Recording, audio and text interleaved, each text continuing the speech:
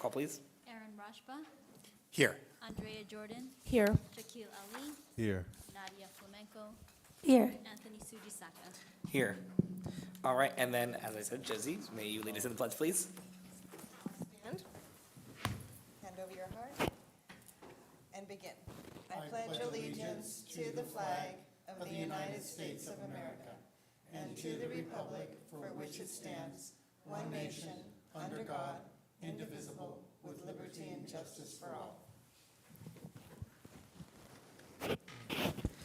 Thank you. All right, we now move to item 4, approval. Ooh, I'm going to scoot back a little bit from this. Can I get someone to motion for the approval of the agenda? A motion that we approve the agenda. I have a motion. Do I have a second? Second.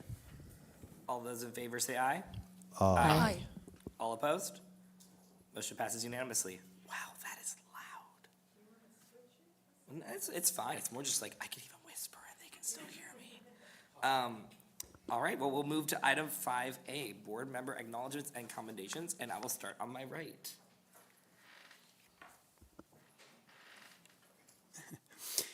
Thank you. So I hope that everyone is enjoying a wonderful start to their summer break and getting plenty of time to relax and go to parks, beaches, maybe not today, beaches. But I want to make sure for anybody watching at home to make reading and our libraries part of your summer break. I know we have a lot of fans of our libraries here, so I hope I'm not stealing anybody's thunder, but I always like to mention that there is a learning challenge that the library offers where you, for reading a certain number of books over the summer, you get a chance to win a $1,000 scholarship. It's a great incentive. There's also free books that you can pick up at the library. I'm looking at the Daly City page. There's all sorts of events, magician, a reptile expo, so all kinds of fun things to take advantage of. So definitely urge you to make that part of your summer as well and keep reading. Thank you. I echo my fellow board trustee sentiments, and it's really easy to actually do the challenge in both San Francisco and San Mateo counties. And if you do it in San Francisco, this is what I got last year. I got a free tote bag. And so if you like tote bags, definitely sign up for that. Also echo the sentiments of reading throughout the summer, but also I would say math. If you, have maybe challenges in math during the school year, the summertime is a really great time to kind of get up to speed. There are lots of Common Core books that you could use, just workbooks that you could just do, or even I believe that we have our I Ready that you can continue to do over the summer. And so I encourage people to not stop educating themselves over the summer because it can really help ensure that you're ready for the next grade level that you're going into. I would like to commend Copwood Cultural Center and the Daly City Partnership and Daly City Youth Health Center. They had a second annual career day for a bunch of students. Most of them were interning with the YE program, which Maybell and I helped found, and also Manufo. So I just want to commend those organizations. I was able to speak on the panel and help inspire the youth to, go after their dreams, but also know how to be financially literate and know all the resources that there are in our community. And I would also like to commend the San Mateo County Leadership Council. I was able to complete the 2025 cohort sponsored by this district, so thank you to Superintendent McCulick for approving that. And I was able to network and build knowledge with a lot of the movers and shakers in the county and help inspire the next group of emerging leaders as well. And I was able to participate in a CAP project helping people in the coast side, so like Pescadero, Half Moon Bay area to help them try to solve some of their transportation issues. So I'm very grateful to, like I said, Superintendent McCulick and the cabinet and all the voters as well for allowing me to participate in that. Thank you. I didn't participate as much as you, but I will tell all our community to continue being active and be a constant learner for life. I echo all my. Okay, can they hear me at all now? I don't hear it at all. Trade. Thank you. Yeah, there we go. I echo my fellow board members' trustee sentiments, and I will definitely look into that reptile expo. You had me at reptiles. All right, so then we move on to 5B, superintendent comments. Yes, happy summer. We started off our summer programming, so Camp Jeff is underway, as well as our extended school year, which is our special education summer program. Visited both programs at all the sites, and very well run. We have a lot of upcoming leaders that are, taking on administrative roles, so we're really proud of the work they're doing, as well as all the staff. There's, some really exciting things happening at Camp Jeff. We were there, and Mr. Valenti and I were there, and they were making like camp chairs. They're going to do race cars, like where you sit in and race with them. And so some really innovative and fun projects. And then, the learning is really hands-on and, engaging. And so I've been really impressed with the program there. And then just to remind everyone that we are having Seamless Summer, which is the summer lunch program. So the sites that have summer programming, if anyone is 18 and under, you can get free meals. So at Daniel Webster, at Susan B. Anthony, TRP, Thomas R. Policita, and Woodrow Wilson, you can go and get lunch if you are in the area and are hungry. We also, this summer, it's a time to do the deep cleaning, and so our custodians are hard at work making sure that our classrooms are clean and ready for the start of the next school year, as well as our maintenance. We have our construction projects happening at a lot of sites, and then also our IT department is really getting ready we're getting new devices for our students. We have you've approved a lot of the devices that we're ready to be kind of transitioned out because they're, past their prime. And so our IT department is busy working all summer. So this is a big time for a lot of our departments to prepare for the school year. And then also, just to remind everyone that we're still seeking members for our Budget and Facilities Superintendent Advisory Committee. I looked at who has submitted interest so far, and we're missing a few sites that are not represented. So if you are part of the General Pershing Community, Garden Village, John F. Kennedy, Susan B. Anthony, or Woodrow Wilson, we want to hear your voice. So go onto our website, go to Budget and Facilities Advisory Committee, and there's a link there that you can submit your interest. So, and then that we just need to know by August 22nd who's interested, because the first meeting is September 3rd. And that's it for me. Thank you very much. Now I can look like a president up here. Anyway, so wait, really quickly, just for Camp Jeff, what are the dates that it goes till, and then can we visit? Yes, you can visit. Just let me know. I put that in info bulletin if you're interested. Camp Jeff goes until the 20th. I have to look at a calendar to make sure I say the correct date. Give me just a moment. It goes until the 18th. And the extended school year for students with IEPs, it goes till the 11th. Excellent, thank you. Also, another thank you to our July. custodial, construction, and maintenance staff who are doing all of the improvements during the summer. We know that your work is very challenging, so we appreciate your time, especially over what everyone else gets this summer. Well, most other gets this summer. 5C, persons wishing to address the board. Ms. Covray, do we have any speaker cards?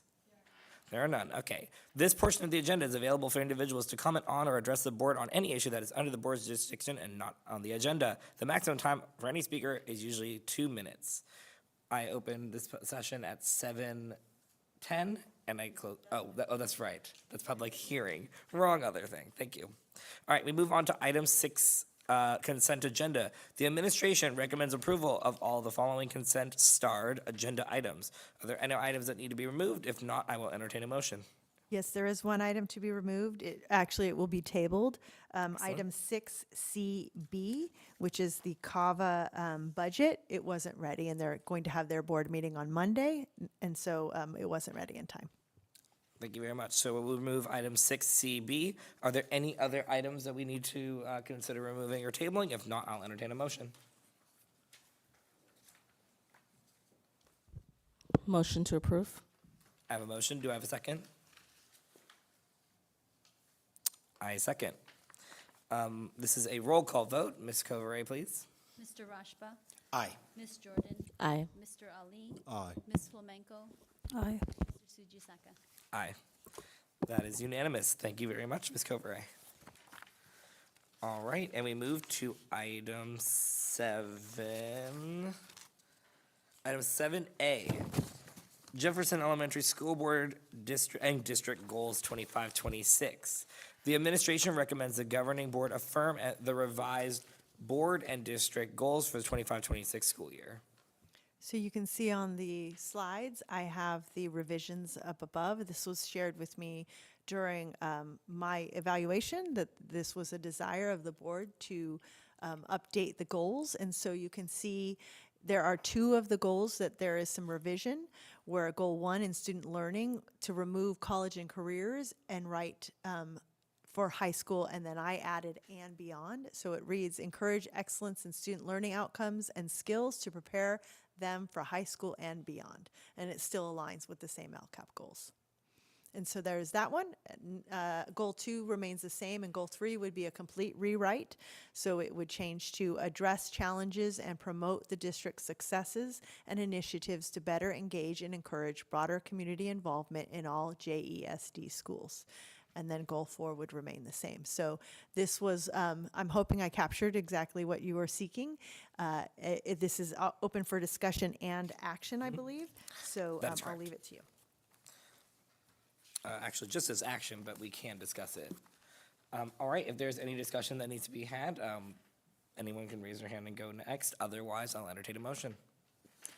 I just want to thank you, Superintendent McCulloch, for being responsive to our feedback and coming up with a document that I feel reflects the changes that we wanted to see. Motion to approve. Second. All right, I have a motion and a second. This is this is a voice vote. All in favor, say aye. Aye. All opposed? Motion passes unanimously. All right, we move on to item 7B, resolution number 25625A, support of full funding for IDEA for the success of students with disabilities. The board will consider adopting resolution number 250625A, support of full funding of IDEA for the success of students with disabilities. If I may just give a little context, at the last meeting I mentioned, there was some requests for how to advocate or how to be supporting the funding issues that we're having in our district. And one of the suggestions was to advocate through resolutions and to advocate to our legislators about the lack of funding or the lack of full funding of IDEA. And so this is something that was shared in our county SELPA, the Special Education and Local Plan. And so I took that and I am putting it for your consideration tonight. Once, if it is approved and signed, I will then send it to our SELPA, who will help us get it to the right legislators to help support this, because there is there's motion around that right now. Excellent, thank you very much. Do I read it before or after? Yes. All right, I will do my best to read this. This is double-sided. Resolution in support of full funding for IDEA for the success of students with disabilities. Whereas Public Law 94-142, known today as the Individuals with Disabilities Education Act, IDEA, was signed into law to guarantee that all students with disabilities have access to a free and appropriate public education, enabling them to reach their full potential. Whereas IDEA ensures students that with disabilities receive special education services that meet their unique needs, helping them succeed academically and preparing them for life after school, including further education, employment, and independence. Whereas in 1975, Congress committed to funding 40% of the average per pupil cost for providing special education and related services under IDEA, and 50 years later only fund less than 10% of the average per pupil cost, whereas special educators are critical in making IDEA a reality by offering personalized instruction, accommodations, and support services that help students with disabilities succeed in the classroom and beyond. Whereas, despite the importance of these services, IDEA has been consistently underfunded, resulting in a lack of necessary resources needed to comprehensively support students with disabilities on their non-disabled peers without impacting general funds and outcomes for all students, whereas insufficient funding for IDEA puts unnecessary strain on students with disabilities, their families, teachers, related service providers, and the Jefferson Elementary School District, making it harder for these students to succeed and fully participate in school activities. Whereas the number of students with disabilities, and in particular the number of students with significant disabilities under IDEA, are both on the rise and outpacing total enrollment trends across the country and in California. Whereas providing full and equitable funding for IDEA is essential for ensuring students with disabilities have the resources, support, and opportunities they need to thrive academically, socially, and emotionally in school. Whereas HR 2598, IDEA Full Funding Act, Huffman Van Hollen, creates the path full 40% IDEA funding level over the next 10 years and is currently before Congress, having received considerable bipartisan support. Be it resolved that the Jefferson Elementary School District recognizes that full funding of IDEA is essential to creating equal opportunities for students with disabilities, allowing them to fully engage in their education and excel alongside their peers. The Jefferson Elementary School District calls upon local, state, and federal representatives to urge Congress to provide the necessary resources to fully fund IDEA, ensuring that special education programs, personnel, training, and support services are well equipped to meet the needs of students with disabilities. The Jefferson Elementary School District urges policymakers, educators, families, and students to work together to create and implement solutions that guarantee all students with disabilities have access to high-quality special education services that help them succeed in school and life. The Jefferson Elementary School District commits to advocating for policies and practices that promote the inclusion and success of students with disabilities in line with the goals of IDEA and ensuring all students have equal opportunities to succeed. The Jefferson Elementary School District affirms its dedication in protecting the rights of students with disabilities, ensuring they have the support they need to thrive in school and beyond, and work towards a future where all students are fully included and supported.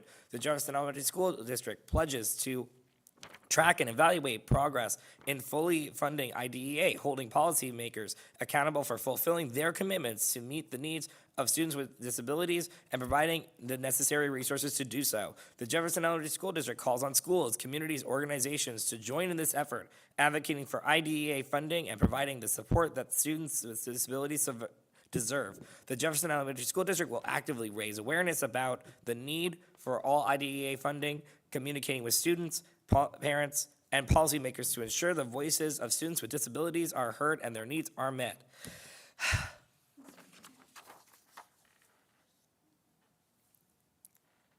All right, if there are any discussion, otherwise I'll entertain a motion.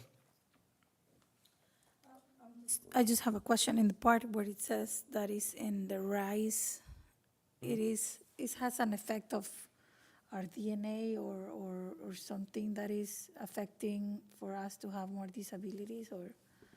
I think it's more just there's like the standards that IDEA has.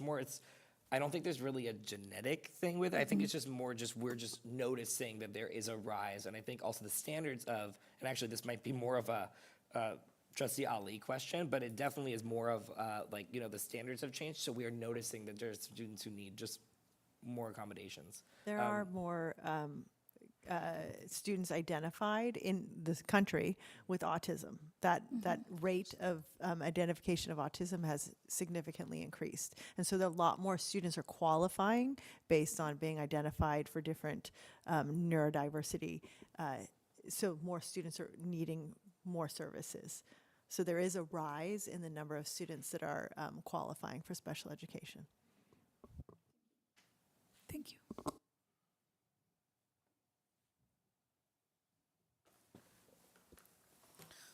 I had a question about if we are able to find out which were the legislators that were actually not in support of the amount of money that Governor Newsom wanted to give to education.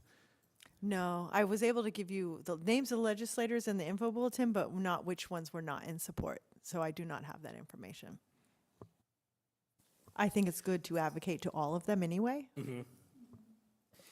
I do want to note that I looked up the legislation, and while it has over 90 sponsors and co-sponsors, the congressman covering this district was not among them. So I would like to make sure that if passed, I would like Congressman Mullen specifically to know that our district passed this resolution.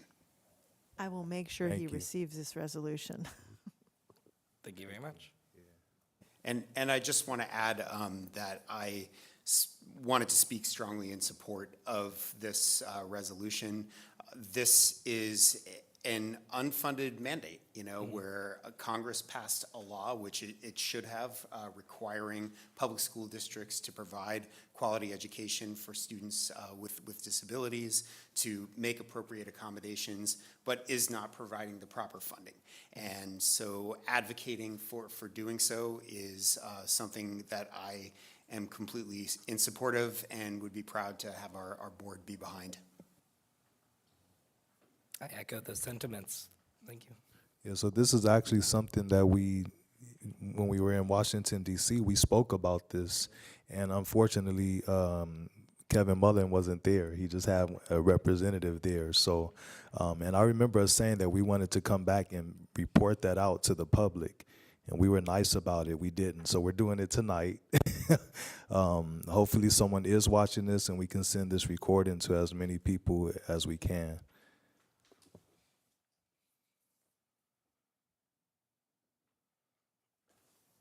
All right, is there any more discussion? Oh, sorry, go ahead. Trustee. No, I was going to do a motion to approve resolution number 250625A in support of full funding for IDEA for the success of students with disabilities. I just wanted to, I just wonder the testing, sorry that I interrupt, about IDEA, because I believe everybody is disabled in any capacities as well as humans. We both, like if I remember reading the mental illness book and from the WHO, and we all have mental illness in different degrees. But I just wanted to say that I wonder how the testing will be, because if we all get tested, I believe most of us we will have a disability. You know? So I can speak to that. When we test students, or we're assessing them actually for if they qualify for special education services or not. Just because you have a disability or you're diagnosed with one doesn't mean that you qualify for the services. It's only when that so-called disability becomes a hindrance to your academic progress. So if you're not progressing academically and you're diagnosed with a disability or learning difference, then you can receive services. So you're right, we all might have some type of learning difference, but it doesn't mean that we qualify for the services. All right, so there is a motion on the table. Do I have a second? Second. All right, since this is a resolution, this is a roll call vote. Ms. Covere, please. Mr. Rashba? Aye. Ms. Jordan? Aye. Mr. Ali? Aye. Ms. Flamenco? Aye. Mr. Sujisaka? Aye. Resolution passes unanimously. And thank you for making sure that gets to Mr. Mullen. All right, we move on to item 8A, presentation on the California School Dashboard Local Indicators for 24-25 school year. Ms. Superintendent McCulloch of Ed Services will present the California School Dashboard Local Indicators. Yes, so as you can see, Ms. Scott is not here this evening, so she did send me her notes, so I will do the presentation on her behalf because this is a requirement to have this presented before June 30th. So we did need to move forward with that. So The California School Dashboard is an online tool that shows how districts and schools are performing on the state and local indicators included in California's School Accountability System. The dashboard provides information that schools can use to improve. The new data for the 2024-2025 school year will be viewable on the California School Dashboard sometime in the fall, so that one's not included just yet. The dashboard was created to give parents and the public a better idea of what is happening in our schools and districts, to identify districts and schools that need extra help. The dashboard is a component of the local control funding formula law passed in 2013 that significantly changed how California provides funding to public schools and holds local education agencies accountable for the student performance. The local control funding formula law required that the State Board of Education adopt a new accountability tool that reflects performance in different priority areas identified in the law. The dashboard reports performance on the state and local indicators that the State Board of Education included in this new accountability tool.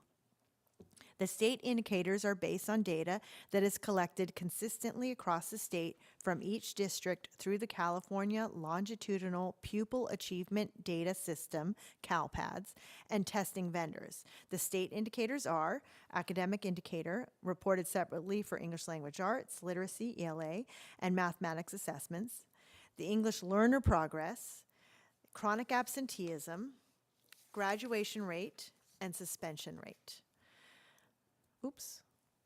State data is not available for some priority areas identified in the local control funding formula statute.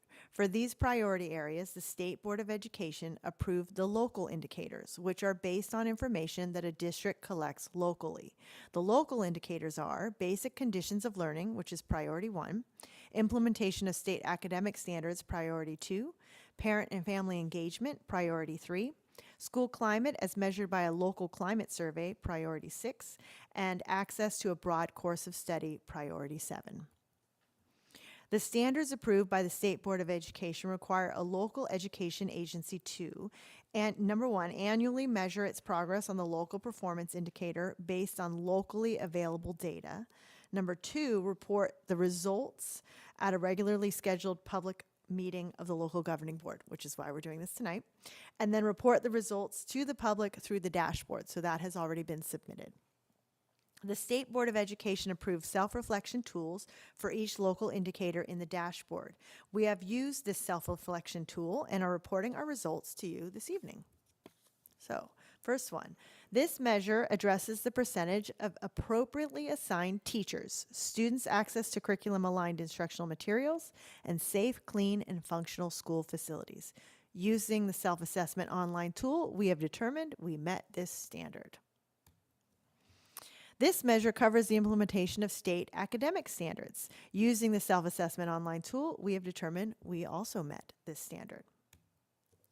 The local education agency annually measures its progress in 1, seeking input from parents in decision-making, and 2, promoting parental participation in programs, and reports the results to its local governing board at a regularly scheduled meeting and to stakeholders and the public. So using the self-assessment online tool, we have determined we meet this standard as well. This measure addresses information regarding the school environment based on a local climate survey administered every other year on the topics of school safety and connectedness. Using this self-assessment tool, we have determined we met this standard. This measure explores whether students have access to and are enrolled in a broad course of study, including the programs and services developed and provided to unduplicated students and individuals with exceptional needs. Using this self-assessment online tool, we have determined we met this standard. So, in conclusion, we have met all the local indicators for the 2024-2025 school year. This is not an action item. This is just information that we're required to publicly share with the board, and then we submit it to the California dashboard, and then it will be available to the public through there, saying that we've met all these standards. If you have any questions, I hope I can answer them. Excellent. Thank you for that presentation, Superintendent McCulloch. All right. If any board member has any questions, I will start on my left. You do not also have to have any questions. That's up to you. So the questions are already standardized, and you just start filling dots. It's our own surveys, it's our own, It's our own self-assertive evaluation, how we did. but we have to submit in the online tool, did we meet this? So we evaluate it ourselves and we self-report.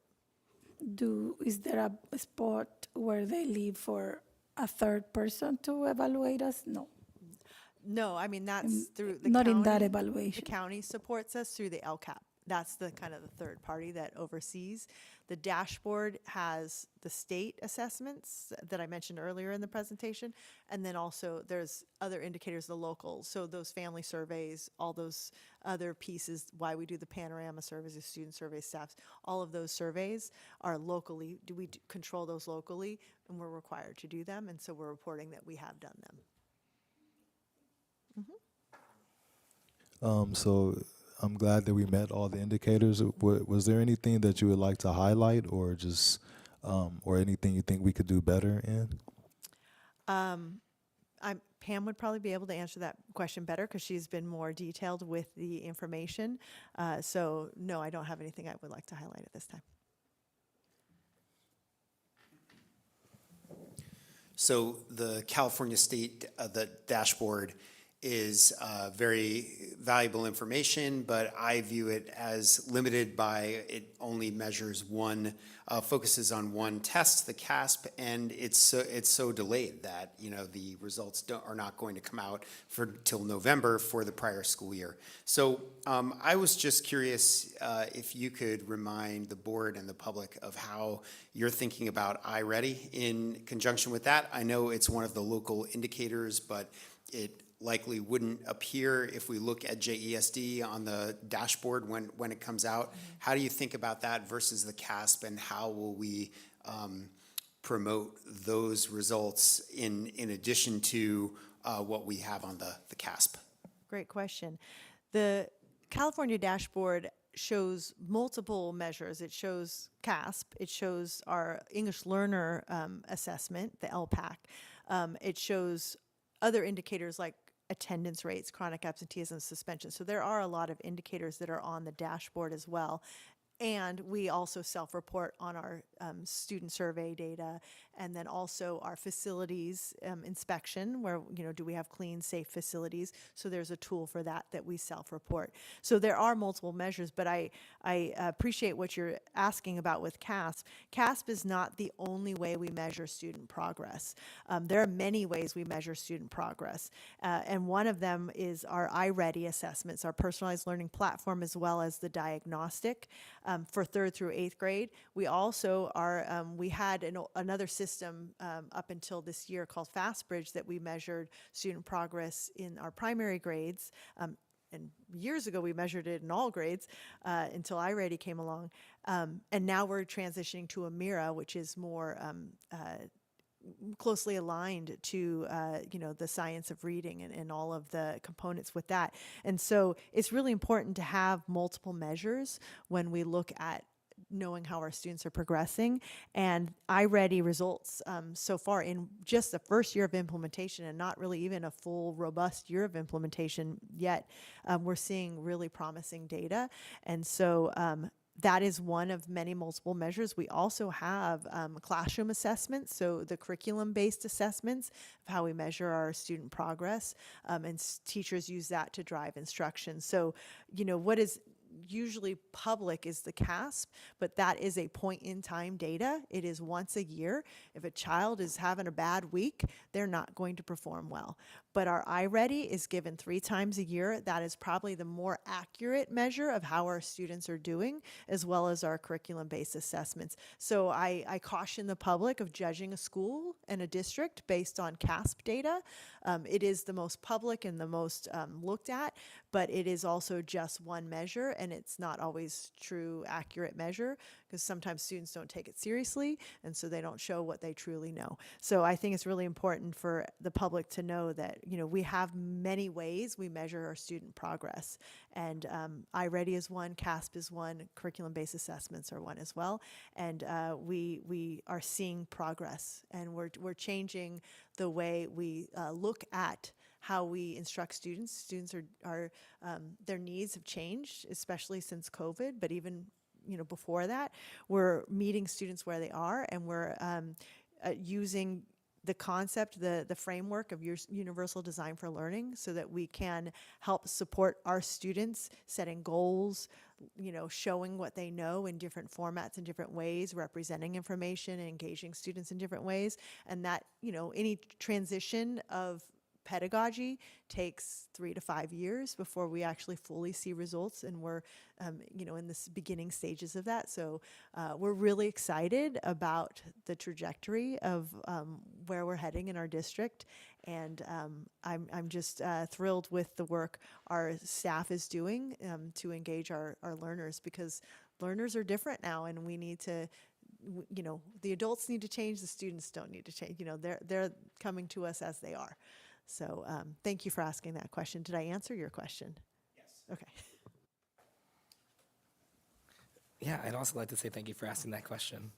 I do not have any other questions. Does anyone else have any other questions? If not, we will move on to item 8B. I think I have a question. With the statement of I appreciate, number one, that we are assessing our students in a variety of ways, because at the end of the day, testing, some kids just don't test well anyway. However, your statement around CAS being the most visible, is CAS also required? I'm assuming the answer is yes, up until a specific grade level. You made a statement around students not taking it seriously. Being that it is required, is there anything that we can do? Obviously, we're going to continue to assess in a variety of ways, but is there anything that we can do to get students to understand the importance of it, even though we are testing in a variety of ways?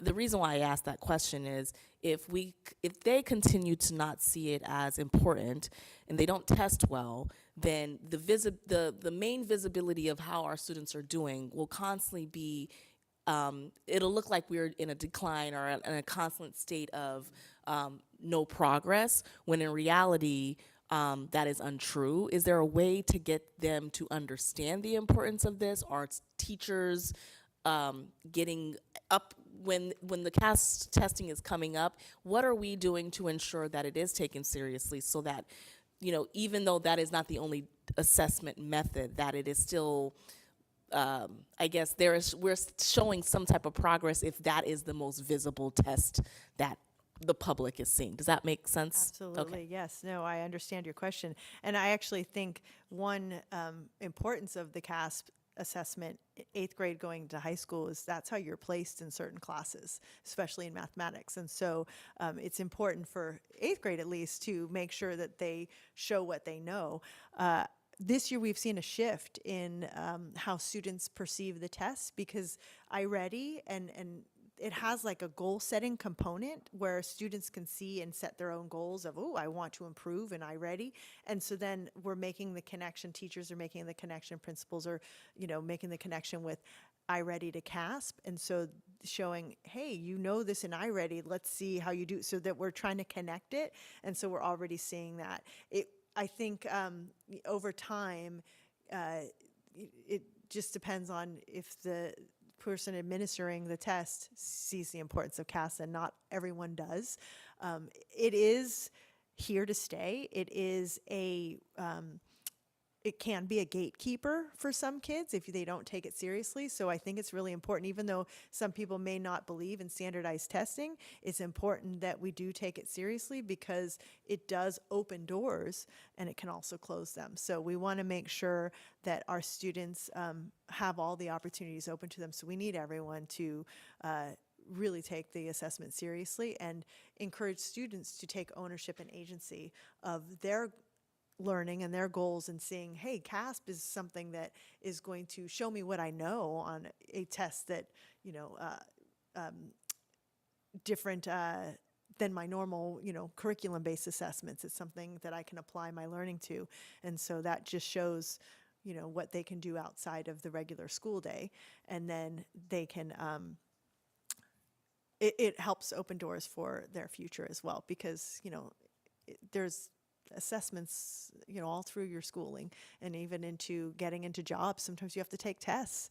People getting hired in our district, you have to take a test to fill certain positions, and that's in a lot of jobs. And so, testing is kind of a part of life, and we want to make sure students are successful in that and understand the importance of assessments. Maybe I just want to wonder, this is just a thought, maybe in the future it will be an immersion between CASP and the iReady knowledge they have been acquiring, because evaluation, sometimes it doesn't tell you what degree you really understand something. It's just tested and created by humans that are That has fault. that are wrong or that are archaic way of learning. But I do believe that it will be a process of, because like you said, this one is just once a year. Time, yeah. And so it doesn't really gives 100% of what the person knows, instead of the other one that is testing constantly and is really evaluating the knowledge the student is getting. So hopefully one time we will have an immersion. Well, we get to choose iReady, so they wouldn't be able to connect because every district can choose their own. That's why CASP is the universal one for the state of California. But yeah, I think it's important that we have multiple ways to show what students know. Do parents have access to the scores when they are released, correct? CASP? Yeah. Yes. So I would encourage parents, and I mean, honestly, some of us here, since I don't have a kid in the district, I can't really look at them myself, but it'd be really good to go through those and see like what kind of information they're getting. I mean, again, you parents probably are already doing this, so I don't want to assume. I'm also saying this for the public. So if you all do not know, you all do get those scores sent to you. So make sure you look at the scores and seeing what your kids, because the reports are somewhat detailed. I wouldn't say that they're the most detailed, but they are important information to know. It's shared through our Synergy Parent Portal. I don't know if it's ready yet, but it will be. Yeah, I as a parent had a child move out, it actually stays there as they even go into high school, and you can see year over year the progress that your child has made in CAS. I'm a little bit of a helicopter parent, and I supplement, so I don't know if I'm the norm, but you can see it. And again, I appreciate the statement about testing and the importance of it, regardless of if people feel the importance of it or not. I am well into my career, and I've had to test on so many things, and I've been out of school for quite a long time. And I understand, again, that CASP is has not been the best for our students, but being that is the universal one and it is not going away, and it does help you place into your math courses going into high school, I just implore people to take it seriously, because if it's not going away, ignoring it doesn't make it better. To your point, it could hinder you from whatever future needs that you may have. So I appreciate that statement. I just want to make two comments. First of all, in our experience as parents, our children's teachers did take the exam very seriously, to where they were telling the children to make sure to rest well the night before and get a good breakfast, because it was testing day, and our children and their classmates were very aware of when state testing was happening, and so I think that the teachers did do the best job that they could to prepare them for that. The second comment that I have is I maybe just question. I wonder if there's any way that we can promote the iReady data among district communications. The CASP results will be out there in the form of the school dashboard and then the various rating sites that are out there. But if in our newsletter and communications we can promote those that complete assessment, I think that could serve us well. That's noted. That's a great idea. I want to see the comparison. This is our first year to see how close we are, and I think that's an excellent idea to share. Yeah. All right, I saw Shaquille first, and then you. Sorry. It's fine. I'm good. Oh, you're okay. Sorry. No, one more comment to me. Honestly, it's not that I don't take it seriously, but I just see the difference between kids' environment as well, or mental, or whatever economical situation they are. Of course, they're gonna test different.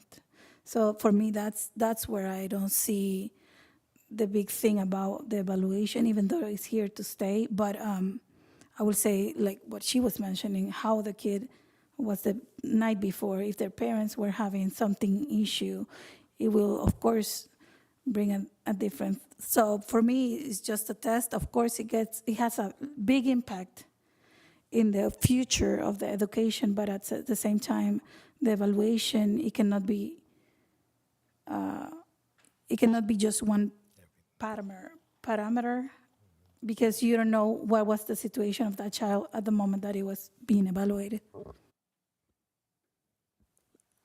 I have one last question. With iReady, I vaguely remember that you can track the individual. Like as a parent, I feel like I can see my child's progress. Is that accurate within the? Because I remember during a parent-teacher conference, I remember the teacher showing like, "Hey, this is where your child was. Here is their progress." Can parents see that? Because I know we asked about it being, sent out in a newsletter globally, but as a parent, can they see their child's progress, or do they have to wait to see that from the teacher themselves? That's an excellent question. I will look into that. I know the child can see their progress, so the parent can see that on the child's dashboard. I don't know if it's shared through the parent portal. I'd have to look into that. I don't think so, but I do know that the child definitely knows their progress. That's one of the things, is that they can set a goal in iReady for themselves.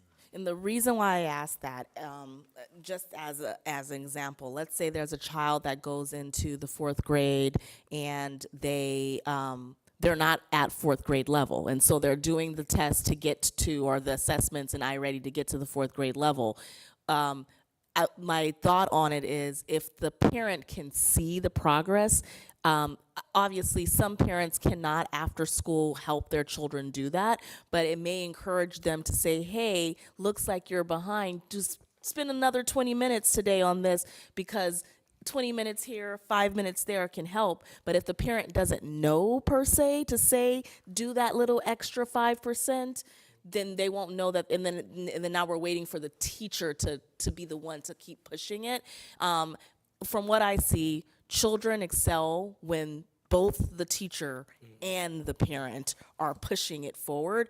If you only have one person pushing it forward, not to say that it won't work, but more people pushing helps the child progress a little faster. And so that is the reason why I asked the question of, if the parent can see it, it may motivate or prompt them to say, "Hey, let's do 5 more minutes in this, because it would be helpful to your progression." So that hopefully by the time they get to the end of that school year, the progress is a little bit more prominent. Does that make sense at all? Okay. I will look into that and I'll let you know. Miss Scott probably would have had that answer for you, so I apologize.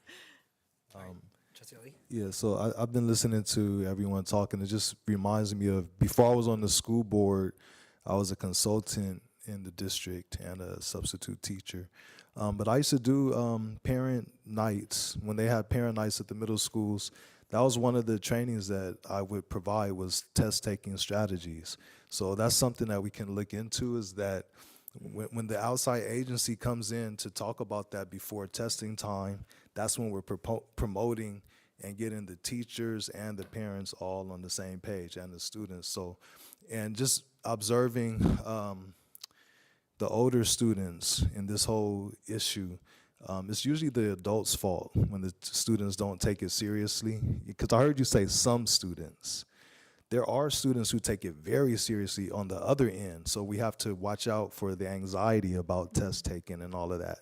So they do understand the importance of it. So, but the students who don't take it seriously is because some adult at some point has said, "You don't have to worry about this." Because sometimes the students ask, "Do we get graded for this?" I know you've probably heard that, right? Mm-hmm. And so you have to be strategic as a teacher. You don't just blatantly say, "No, you don't get a grade." You have to be more, you have to explain more, right? So very strategic. And I think the teachers who do the best are the ones who say, "This test is going to help us see what you know and how well we've taught you, and what we need to do better. If you're not scoring that well, what we need to do better as the teachers, not you as the students." So that's just been my experience. So I don't know, maybe we do have those type of workshops going on, but I think that's a good strategy. The main thing is the adults and the students all being on the same page about it. That is something that was shared during the parent input sessions on the LCAP, which is the next agenda item. And that is something that they have plans for, to do more parent ed nights related to all of those topics. Then with that, if it's all right with everybody, all right, we will move to 8B, which we will continue talking about a lot of this stuff. Adoption of the Local Control Accountability Plan 25-26. The administration recommends the governing board approve the Local Control Accountability Plan 25-20, or LCAP, for the 2025-26 school year. Hopefully, everybody read your 112-page homework. So if you can, Superintendent McCulloch? Or is it? Sure, yeah, it's just up for, it was at public hearing last meeting, so this is really the final approval. There have been really no changes since then, and so we're just, we do need to get it to the county by Monday. So this is our last opportunity to have it approved. Excellent. All right. If there are any other comments or questions, otherwise I'll entertain a motion. I just had a question. Superintendent McCulloch, you spoke about UDL as being an important local indicator, and I see it repeated in the LCAP many times as a key strategy to achieving our LCAP goals.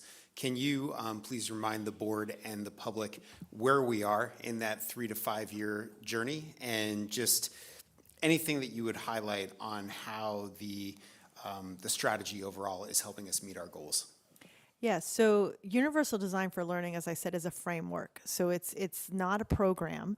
It's a way of teaching, and it is the ultimate goal, as I said, is to empower students to set goals, make choices about how and what they learn, and be supported and challenged on a daily basis, and then be able to demonstrate their learning in a variety of ways. So this year, Ms. Scott and Ms. Baroni actually conducted 3 teacher professional development days that helped teachers understand how to universally design lessons to support all learners in the classroom, and to create kind of a student-centered learning environment for the students to set their goals and challenge themselves.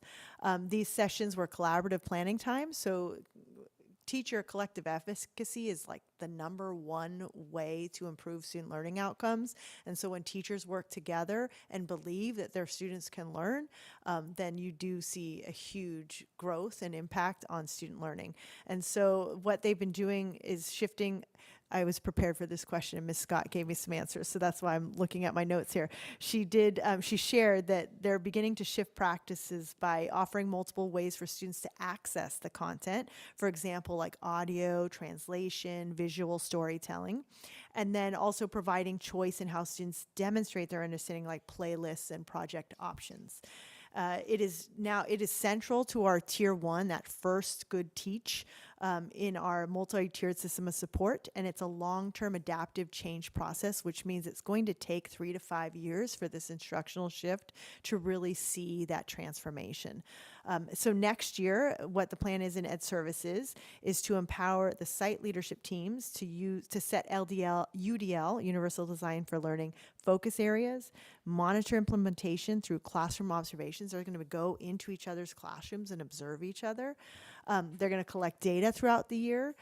Teams will present their findings to their staff, so this is happening within their staff, and collaboratively establish new instructional goals. They'll foster shared ownership as the teachers of the Universal Design for Learning implementation and continuous improvement, and then teams will present findings to staff and collaboratively establish new instructional goals, fostering that shared ownership and continuous improvement.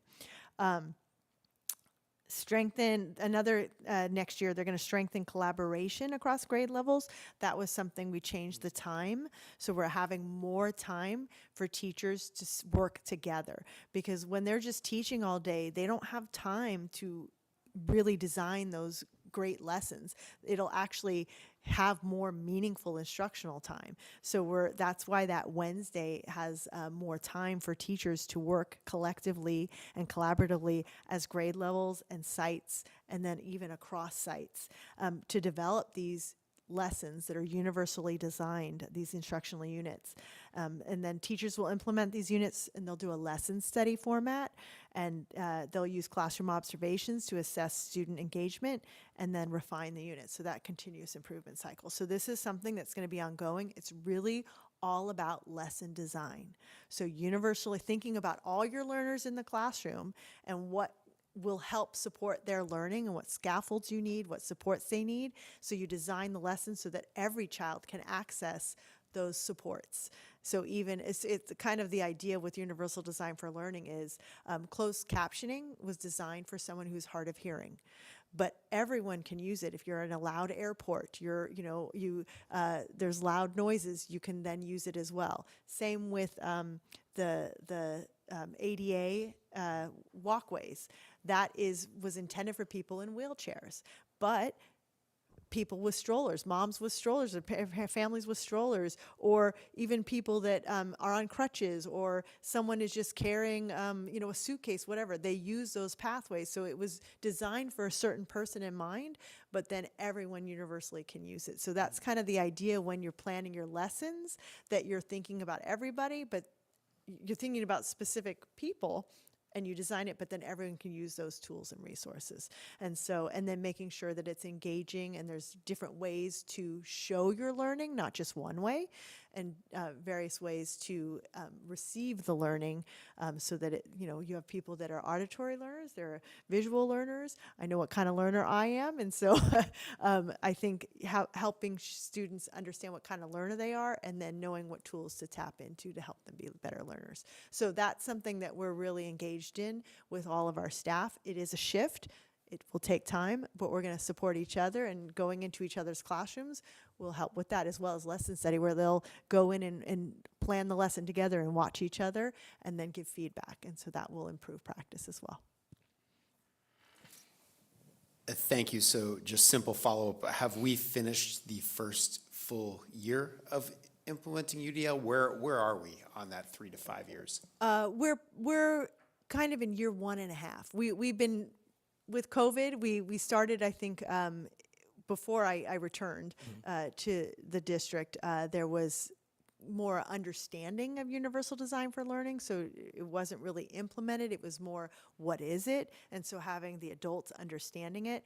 This is the first year that it's been more practical, but it hasn't been really a full year. So we're like in really year 1-ish of that implementation. Year 2, next year will be pretty intense with the supports of the leadership teams and the site teams, and then it will go from there. So it's hard to say because it hasn't been like a full implementation. It's been learning, it's been kind of piecemeal, and now we're really fully working on it. So some sites are further along than others.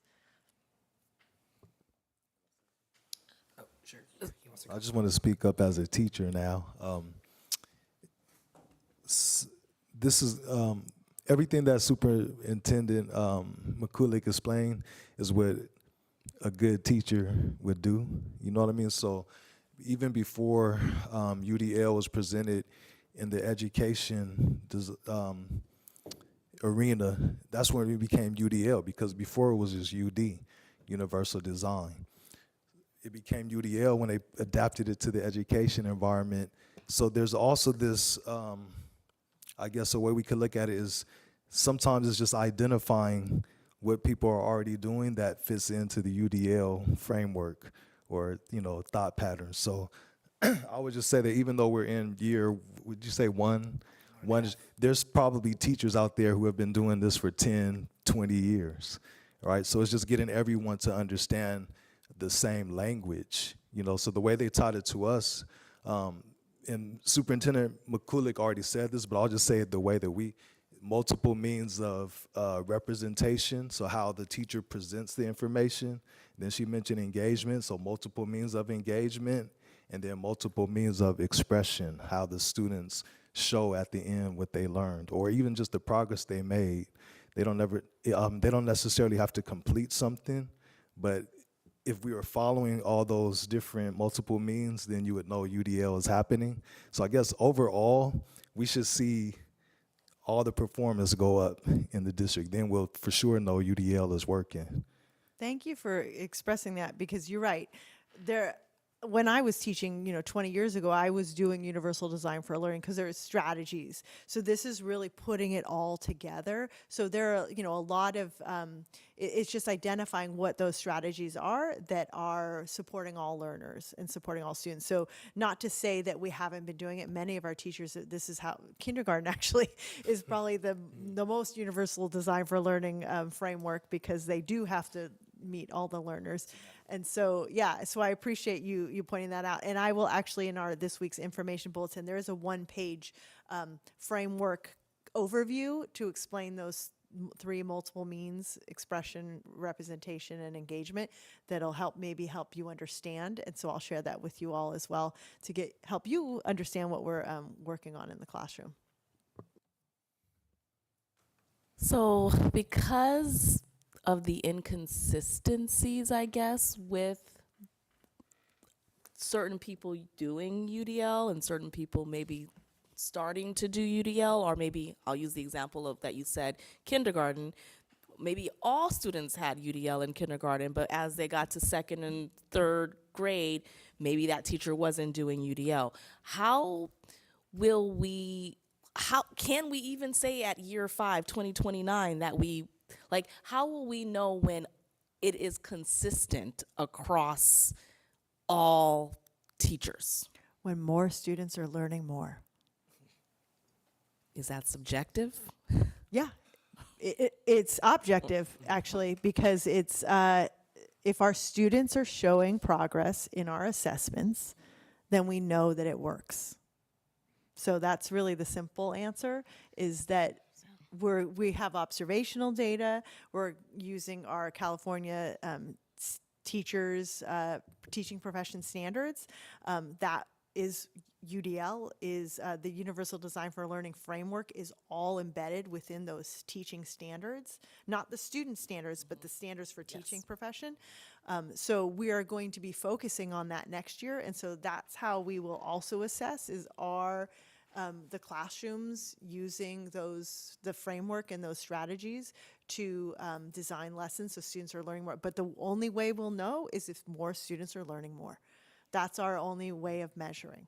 And through the multiple measures, iReady, through curriculum-based assessments, through CAS. So we'll know it through all of those areas, as well as evaluations of observations and performance of the classroom teacher. As a parent, I appreciate that response. My concern is around equity for all, where some students are truly getting that and some are not.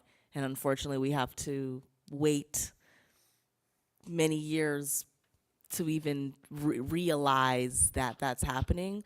So I guess as a parent, how do we help with, I guess, ensuring that's happening for the student as well? Again, as a collaborative, we are not in the classroom, we're seeing our students come home. One year may be great, the next year is not. Is there something that the parents can do to assist? Just stay connected with the school, talking with the teachers, talking with the principal, advocating for your child. That's the best way to do it, just being involved.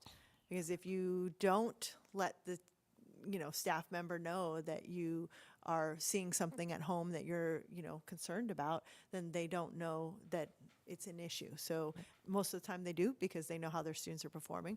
But I think it's really important for parents to stay connected with their classroom teacher, especially, and to work together as a team to support the child.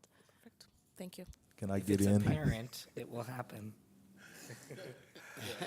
I love this conversation, so hopefully people don't get annoyed, but I have to get back in. Universal design for learning is not going to go anywhere. So I want us to kind of think about that. It's not like, oh, is it working? So now we're going to get rid of it or something like that. This is what's going to be in education. So, but what you're asking is also just the gamble we make when we put our students into public education, right? And even private education.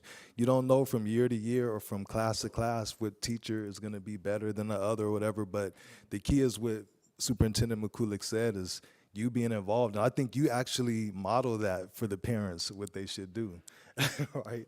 You call it being a helicopter, but those are the things that are going to bridge the gap between the state-sponsored education and the holistic development of your child, you know? So, but I'm glad you asked that question so that Superintendent McCullough could say those things and hopefully parents are listening.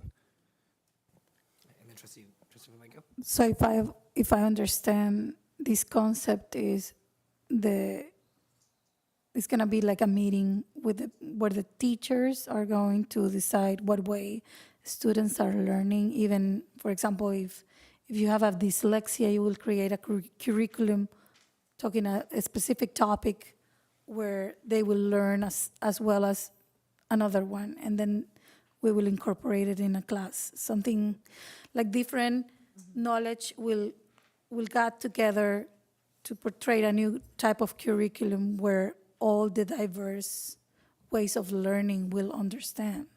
In a way, we do have a core curriculum that is a board adopted. So that's the base, because that is research based. It's showing that it is the most effective way to help students understand the state standards. It is the teacher's design of how they use that core curriculum to help all the different learners. And a lot of the newer programs have in the teacher manual strategies for how to engage an English learner, how to engage, you know, a student that is needing some more kinesthetic learning. So, but teachers do need to take that core curriculum and use the Universal Design for Learning framework to help engage and represent in multiple means of expression using that core curriculum. So they do need to kind of redesign or design using that core curriculum, the lessons to help engage the learners. And that's what these teacher teams, grade level teams, are going to do next year, is they're going to take their core curriculum, so it's their base, and they're going to say, okay, how can we make sure that all the learners in the classroom will understand the objective, the learning targets. So that's the key, is what is the learning target? You start with that, and then you think, how will they all get there? And they all can show it in different ways, as long as they get that target. All right, just to remind us, this is an action item, so this does need a motion and a second. If there's any more discussion, otherwise I'll entertain a motion. Move to approve the adoption of the Local Control Accountability Plan 2025-26. There's a motion. Do I have a second? Second. All those in favor say aye. Aye. Aye. All opposed? Motion passes unanimously. You can give that to the county. All right, we move on to 9A, adoption of the fiscal year 25-26 proposed budget for active district funds. The administration recommends that the Board of Trustees adopt the fiscal year 25-26 proposed budget for all active district funds. So this is aligned to the LCAP. So it has to be two separate items, but they do need to be approved on the same board meeting. And so this is everything that's in the LCAP is in the budget. All right, if there's any comments or questions, otherwise I will entertain a motion. Motion to approve the. Comment. Oh, yep. Go ahead. Go ahead. I just want to remind us that I believe it's Trustee Rashba and we're going to be having some conversations about the budget soon. So I just want to remind us that that we have 3 years of strategic reserve spending, and to be mindful of that. All right, so I heard a motion from Trustee Jordan. Do I have a second? And thank you for your comment, Trustee Ali. Second. All right, a motion and a second. All those in favor say aye. Aye. Aye. All opposed? Motion passes unanimously. All right, item 10, classified personnel. Mr. Brent Marquez Valenti, Assistant Superintendent of Human Resources, will stand up and will present the annual report and provide an overview of the Personnel Commission's function in the district. I just had to point it out for you. Oh, wait, I did that wrong. There you go. We got some copies coming down too for you. That's all. All right. Well, good evening, everybody, and thank you for the opportunity again to present the 2024-2025 Personnel Commission Annual Report. As it was mentioned, my name is Brent Marquez Valenti. I'm the Assistant Superintendent of Human Resources for the district, and I also serve the dual role as a Director of Classified Personnel. So that's part of the reason why I'm here discussing the Personnel Commission report. While our commissioners are not here tonight, I would like to recognize them. We have Ms. Sonia Reyes, who's currently our chairperson, and she's appointed by her fellow commissioners and has her term running through November of 2025. Mr. Wallace Moore, who was appointed by the Board of Trustees, his term runs through November 30th of 2027. And Mr. Dennis Shreve, who represents the Classified Employees Union, CSCA, California School Employment Association, as school employees, Chapter 233, and he is in that capacity through November 30th of 2026. I'd like to thank them all for their long service to the district and staff. So I got to get my little clicker here. So, what is the Merit District, and why do we have a Personnel Commission? So, the Jefferson Elementary School District adopted a merit system in 1967. It's based on the civil service system, which emphasizes like pay for like work. The commissioners establish rules to recruit, retain, and promote classified personnel based on merit and fitness. Some of those core principles of a merit district are that they're administered by a personnel commission, and that they provide oversight to ensure employment and promotion opportunities that are based on ability, that are determined by competitive examinations. So all this talk about testing, it applies here. And it's not, again, it was to prevent nepotism. That was really when this all came up through.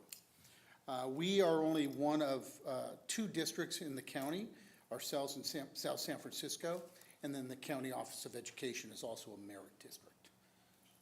Part of the rules of the the commissioners are to ensure equitable compensation by recommending salary schedules that adhere to the principle of like pay for like work.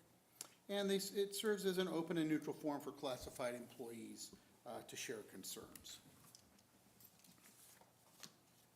So what are the Personnel Commission's core responsibilities? Well, the commissioners ensure that there's fair and equitable treatment of classified staff. They ratify eligibility lists of qualified candidates that have been developed through competitive examinations and oral panel interviews. They're also able to conduct appeal hearings involving classified employee discipline, and to maintain a position classification plan for grouping jobs into common classifications such as instruction, food service, maintenance. And they ensure positions with comparable duties have similar compensation. So we're going to move forward to look at the Commission's goals for 24 and 25, starting with maintaining efficient personnel operations. We do this by continuously monitoring and improving our systems to expedite the development of our eligibility lists. This year in particular, we've been transitioning the eligibility exams from paper pencil to an online digital platform. And we actually just had one of our first runs through where we tested in the morning, interviewed in the afternoon, and we had an eligibility list by the end of the day. Oftentimes that takes multiple days, if not weeks. So that's a real big change. We're using the program called Canvas. We've been expanding our paperless systems for recruiting and onboarding staff and broadening the use of virtual interviews on platforms such as Google Meet. And we've been working with the San Mateo County Office of Education to integrate our payroll, absence managements, and online timesheets onto one system. Right now, those are all three separate systems, and it's been a heavy lift. Folks in my department as well as in the business department are really been working hard because this is a changeover that's happening Tuesday, the 1st. Moving on to our second goal about classified staff development. We provide classification-specific training at least once a year for all of our classified staff. For example, our instructional staff receives strategies to support English learners and students with special needs to foster a more inclusive classroom environment. Also, de-escalation strategies and positive behavior management techniques. Our fiscal and human resource department, as I mentioned, has been working on a weekly basis getting training to do this turnover with the San Mateo County Office of Ed alongside all of our sister districts in the county. Our clerical staff participate in monthly collaboration and training on Synergy, which is our student database, as well as for Frontline, which is the absence management, to help with truancy prevention, as well as reporting. Our clerical staff participate, oh, excuse me, I just said that. We've also been partnering with local universities to support classified staff in earning their associate's degree, bachelor's degrees, as well as moving into getting their credentials. You're aware of that USF residence program. We have one of our classified folks that's going to be one of our new residents in the fall. We're looking forward to that. Continuing with staff development, our food service and central kitchen folks receive training on food safety and handling, health code and inspections, allergen awareness, as well as our maintenance and custodial staff receiving annual trainings on occupational safety and regulations, the use of maintenance of tools and equipment, and emergency procedures, since they're all often our go-to people on site and district-wide for that. There we go. Goal 3. Good job. Yeah. Quick response. Goal 3 is to maintain recruitment and selection systems based on those merit principles. So to do this, we've been, like I mentioned, updating our eligibility examinations to better align with the competencies of each classification. Some of them really had some work to do, so coinciding with putting it onto our online system, it's been a good nexus. I also attend classified recruitment fairs to broaden our candidate pool and recruit candidates on platforms such as EdJoin, through CASBO, which is, and Indeed, and governmentjobs.com, trying to attract a more diverse pool of qualified candidates. And all of this has been supported by a full implementation of online onboarding and digital personnel forms and procedures. Goal 4 focuses on coordinating and monitoring the employee performance evaluation system. Right now, staff get evaluated if you're a probationary person twice in your first 6 months. Otherwise, it's once a year if you're a permanent classified employee. We've been working with our principals to train and support them on developing progressive supports for staff that might need improvement, and expressing that on the evaluation system, as well as we started the process of conducting empathy interviews with site supervisors, CSCA leadership, and unit members to better identify supports needed by the classifications. And we provide annual professional development supporting each of the classifications to improve their performance in their work. There's also an optional self-evaluation that we negotiated with our classified union a few years ago, although it's incumbent upon the unit member to ask for that. Moving on to goals 5 and 6. Goal 5 involves reviewing 2 key articles of the rules and regulations of the Personnel Commission. Classified has their contract, but they also have the rules and regulations of the Personnel Commission. The 2 articles we've been reviewing are the disciplinary article, Article 7.16, as well as Article 7.18, which is appeal, because, as I mentioned earlier, the Personnel Commission hears appeals of discipline issues that might have been decisions of the board. So they can go. That is one of the safeguards and supports they provide. So getting a better understanding of the process and how it's outlined in the rules has been helpful.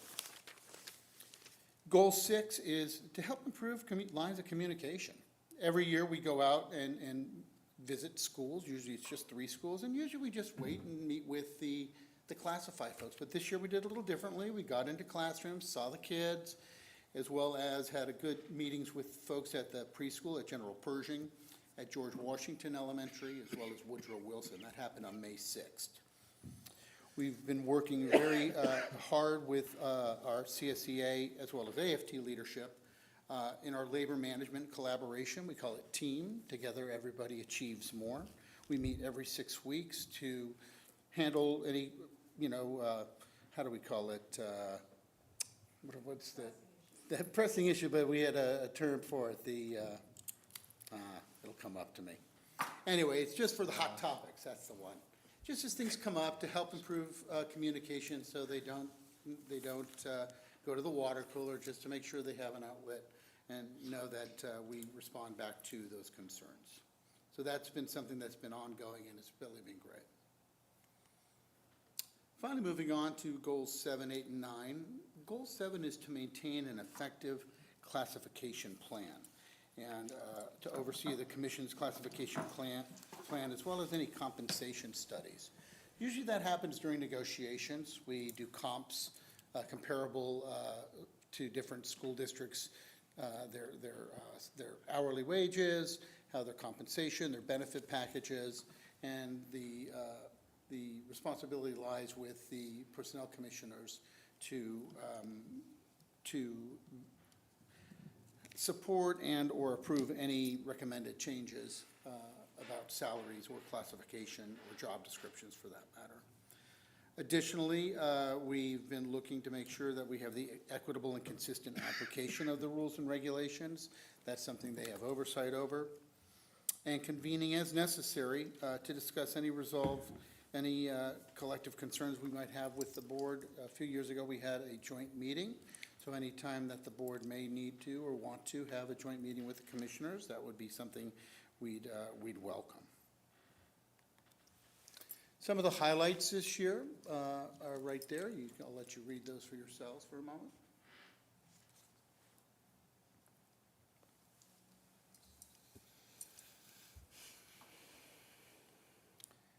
And with that, I'd like to thank the folks. We always have to have people on the interview panels. We try to get folks that are either retired employees or outside of the school district that are knowledgeable about the different classifications.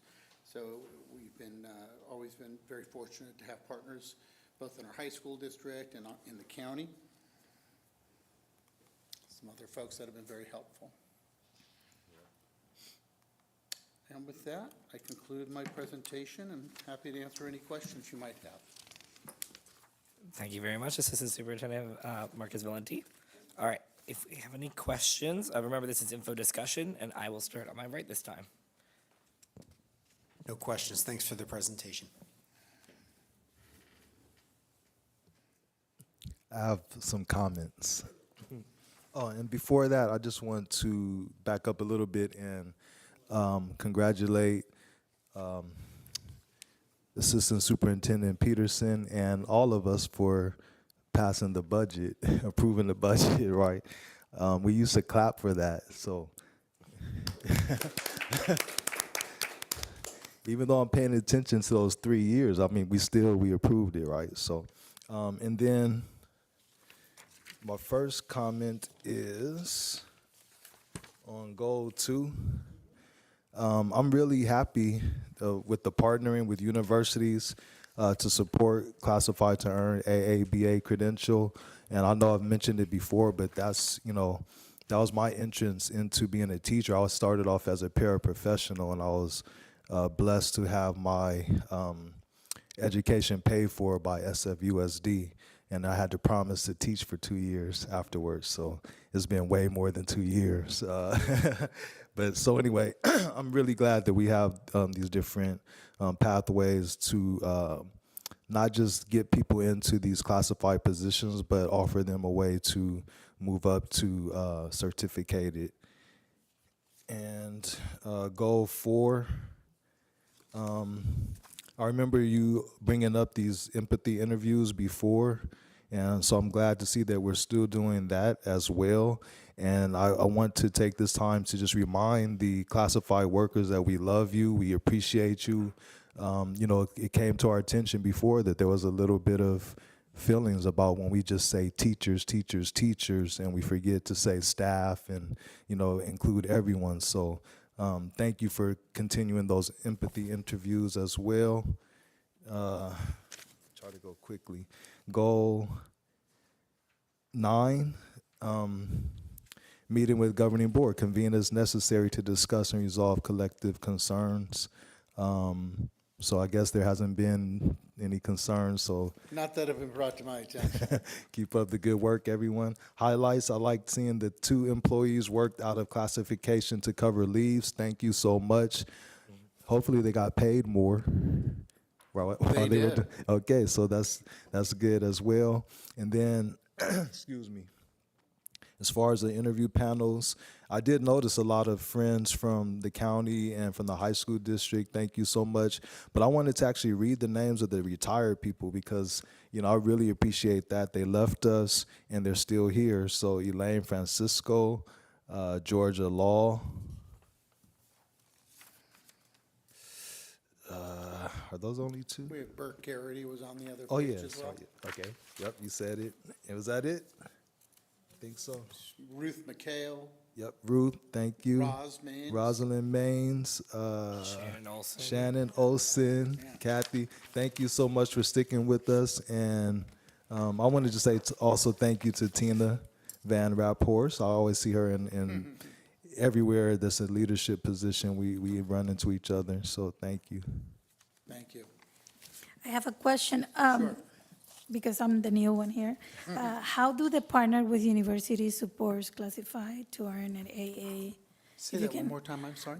The goal number 2, Yep. the partner with universities, how does it work with our staff? Okay, so, for example, we've had a few different universities. In some of the cases, it's just a matter of supporting them financially as well. If teachers go into certain, or people that are candidates go into certain jobs such as special education, math, science, the district does have a reimbursement policy to support them if they go back. And then, like you mentioned, they work 2 years with us. And once you're in a program, you can work on emergency credentials. So usually when we do have that situation, they're already working. They've already moved into the certificated staff. And of course, you have to have a bachelor's degree already. So that's been one. Another one has been through both USF, certainly with Notre Dame, as well as with Reach University, which is an online university that several of our classified staff have been working with.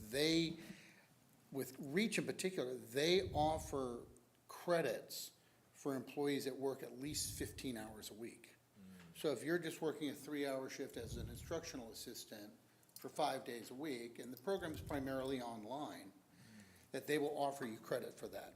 It's also very affordable, and we've offered, again, a reimbursement support. It's ridiculously affordable.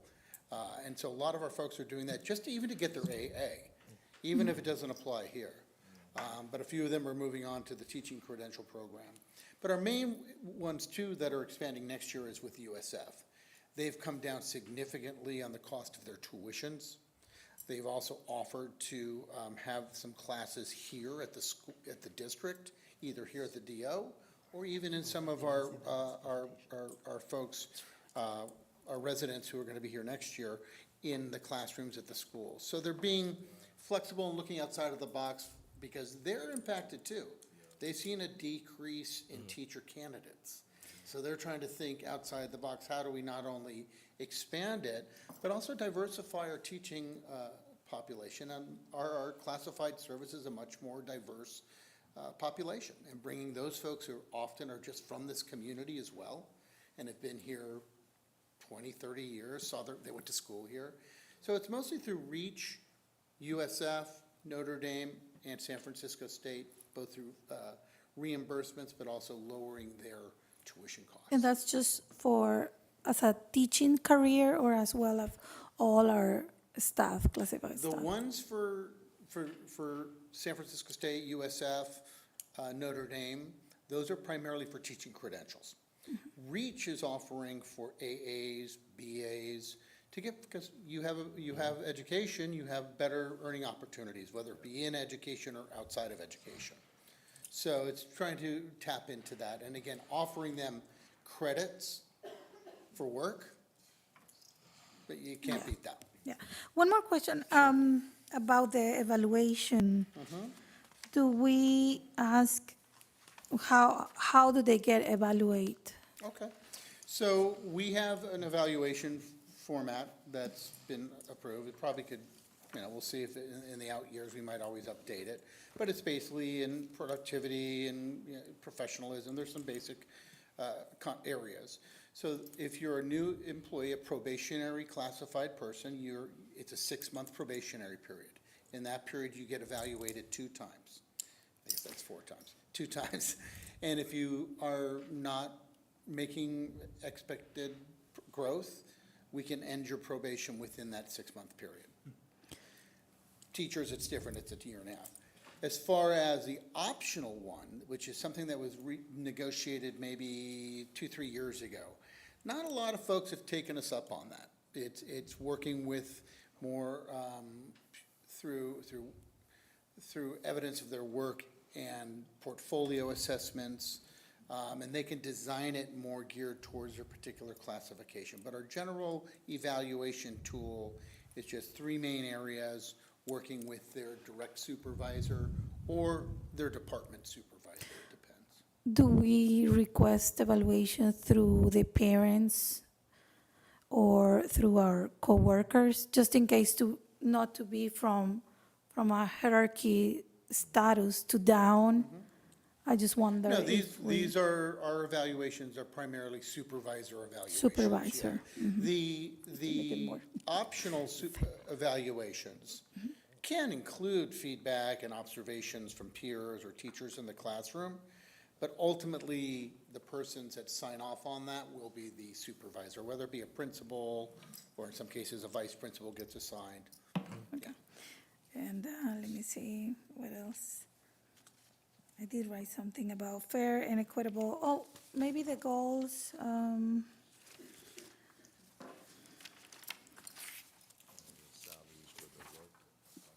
Yes, one of the goals is about fair and equitable. I wrote Fair and equitable treatment of classified staff? Yes, yes. I just wonder if in this committee, do you look at the, how can I say it? That our way of, our regulations, internal regulations are working together with California laws, just that, to have.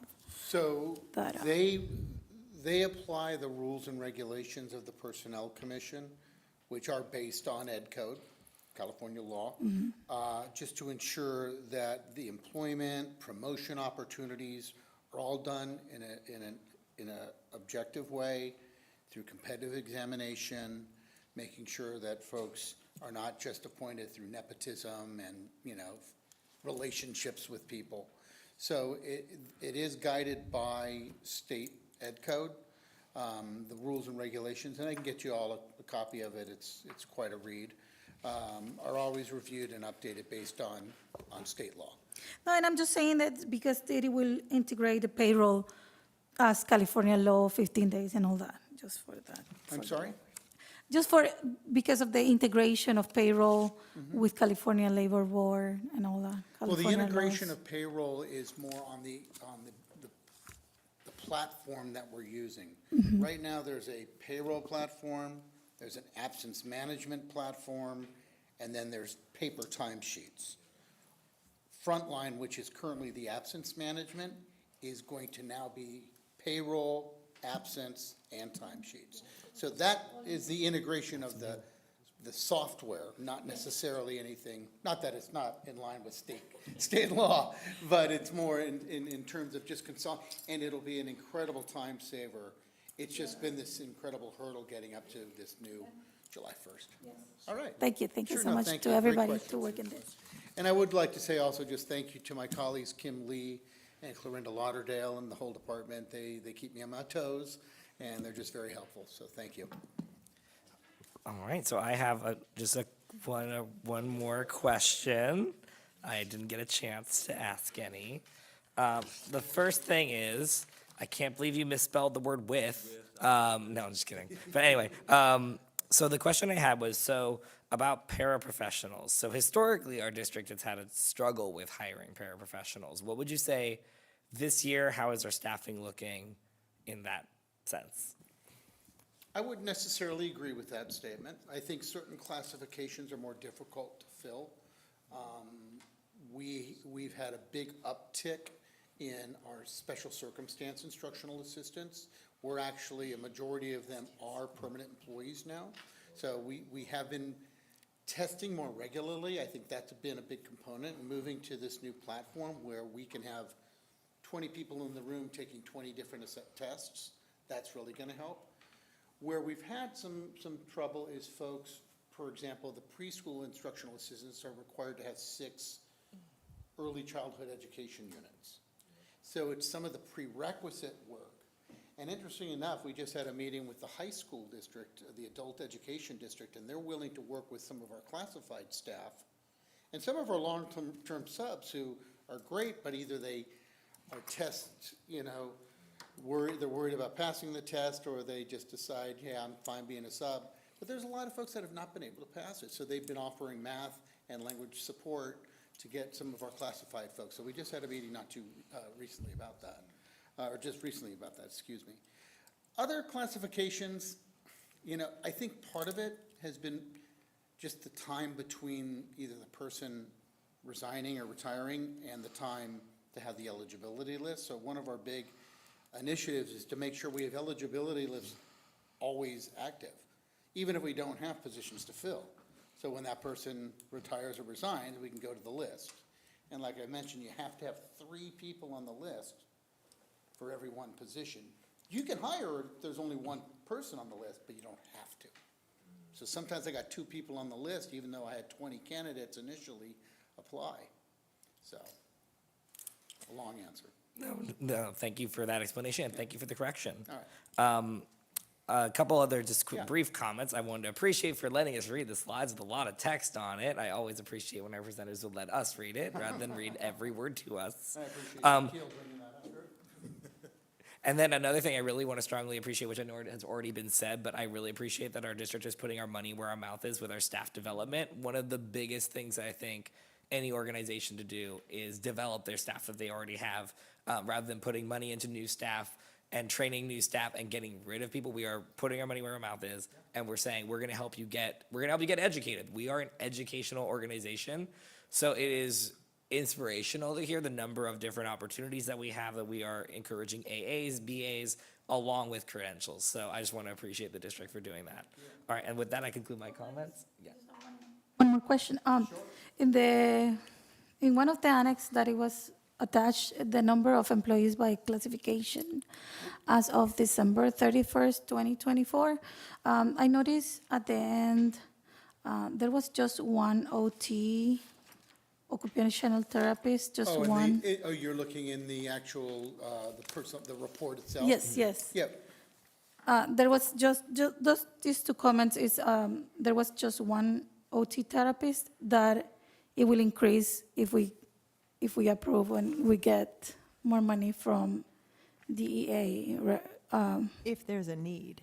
Yeah, If there is a we have need. historically had just 1 occupational therapist, and we have 2 board-certified behavior therapists. Neither of those classifications are unit members, and generally, the non-unit members don't go through the testing process. It's a little different. It's a different process, but, should there be a need and an increase in caseload need, then that would be something we look to fill. And then just a question, because there were total regular 257, and then there were 263 substitute. Do they are more expensive when they are substitute? No, the substitutes are less expensive as far as, Because it's- than a permanent employee, even if it's a step 1 person. Thank you. Yeah, thank you. Excellent. Thank you very much, Thank you. Assistant Superintendent Marquez Valenti. All right, on to item 11A, Board Self-Evaluation Tool Discussion/Action. The governing board will review the board self-evaluation draft and discuss using this tool with outcomes shared at the August 13th, 2025 board meeting. That has not happened yet. No, yes. So this is to provide guidance to the for the board to decide, is this the evaluation tool you would like to use? You did do a self-evaluation on equity work in February with Nicole Anderson. I took her template, and I thought it would be great for us to use components of our governance handbook and do a self-reflection and self-evaluation on how we're doing related to the areas, key areas in there, like our meeting guidelines, our unity of purpose, our equity work based on our equity statement. And then on page 2, the board responsibilities, the board goals, which would obviously, we would keep these as is because we're reflecting on this past year, but then in the future, we would update them to the new goals. And then the communication with the governance team, and then just to remind you what organizational effectiveness is this, I'm showing you this right here. This is organizational effectiveness. You'll see it in the handbook, but that's what it's referring to. So I really would like to know, is this what you want to do as a self-evaluation? I think it's important that we do one, and that what the intent would be, if this is the approved document, that I'd give you an electronic version. You'd each individually fill it out, get it back to me. I would collect it, put it all together, and then share it as a collective result at the August 13th board meeting as a discussion for the board to see kind of how we're doing. It's actually more of a governance team, so I am included in this. And so it wouldn't be showing your individual results. It would just kind of tally where we find ourselves as a board and if we're all collectively seeing the same things. Thank you, Superintendent. Oh, go ahead. President Saka, can I ask a question? I don't believe that we've ever shared our board evaluation with the public before. Is that something that is new? I feel like we've done it in like a special board meeting. And that is public. Yeah. It's just Yes, no one I comes. mean, like, so the August 13th meeting, would that be, I guess the regular question that I'm asking is there a reason why we were doing it in a regular meeting and not in a, Special session. yeah, that, it That's just seems. we can schedule an additional meeting if you want to focus on just this. Ooh, that was weird. If you want to focus on just this as a meeting, we can share the results with the board in an information bulletin and then save it for the February meeting that we do annually as well and look at it then. This is something I'm proposing as an idea, so that's why it's up for discussion and action today. So it's really up to the board what you would like to do. I'm making a suggestion, but whatever you want to do is fine with me. And President Sujisaka, I appreciate the statement that it is a public meeting, and I agree that we do it in a public setting. I guess the difference is that the board self-evaluation is done in a setting where we are so focused just on internal work together. So it was just interesting with the suggestion being at a regular board meeting where we would have other items on the agenda. So I guess opening it up to the rest of the board, how do we feel?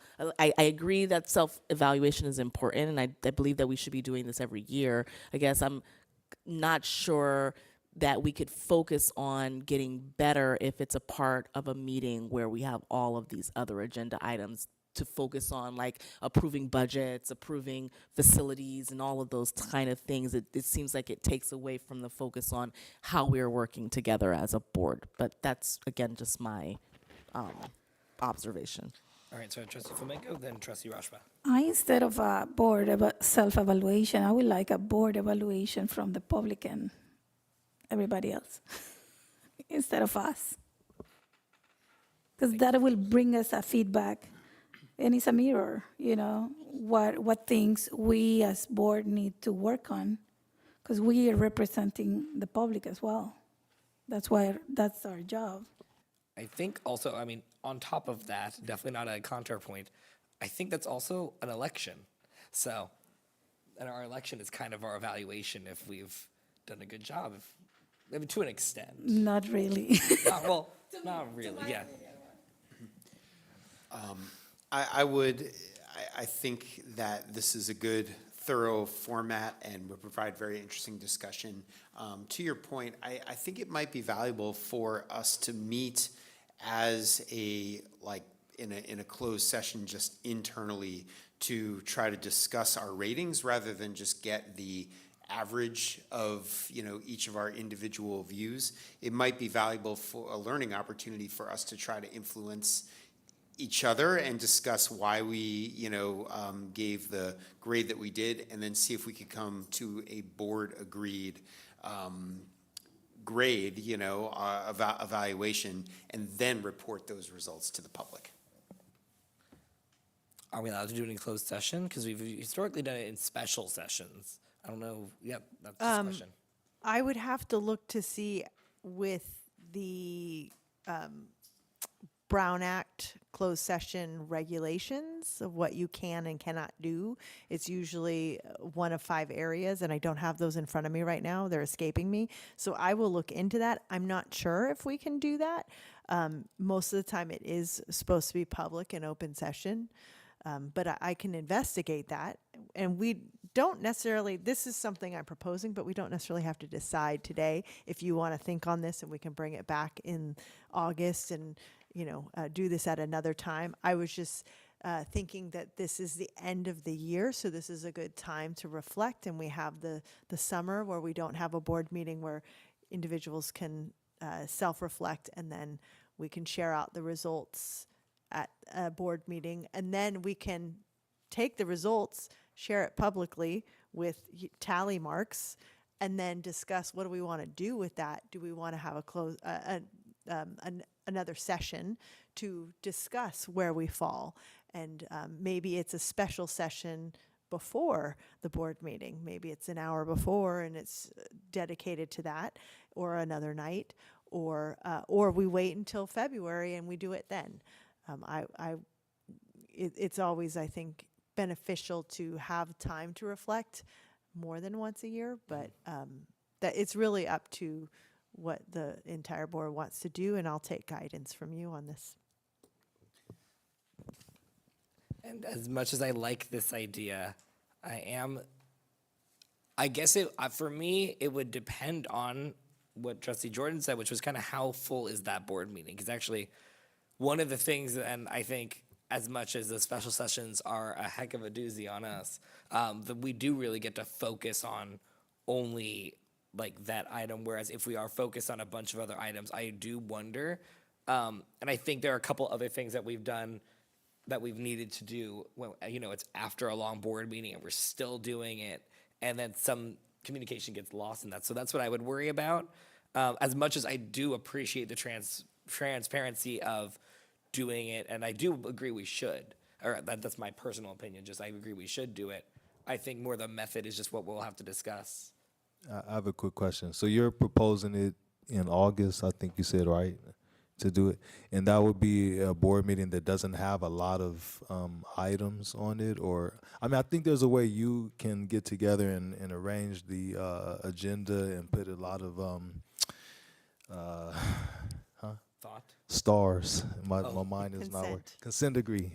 Yes, consent items. But anyway, but I think it's a good idea to do it before February, like you said, and then to me it doesn't matter. Well, it does kind of matter. If we have it during a regular board meeting, I think you should be strategic how you put the agenda together. So we could still do the self-evaluation now because it's end of the year, and collect the information, can be shared in an information bulletin, and then working with the board president, we can look at agendas and see which agenda would be the most appropriate to have it at. And if it's something that we desire to have more time, either a special session on another day. I just want to be mindful of next year. We're going to be having quite a few sessions with the Budget and Facilities Advisory Committee meeting happening once a month as well. And those are 2 board members attending those. So that's 3 meetings a month that they will be attending. So I'm trying to be mindful of that as well.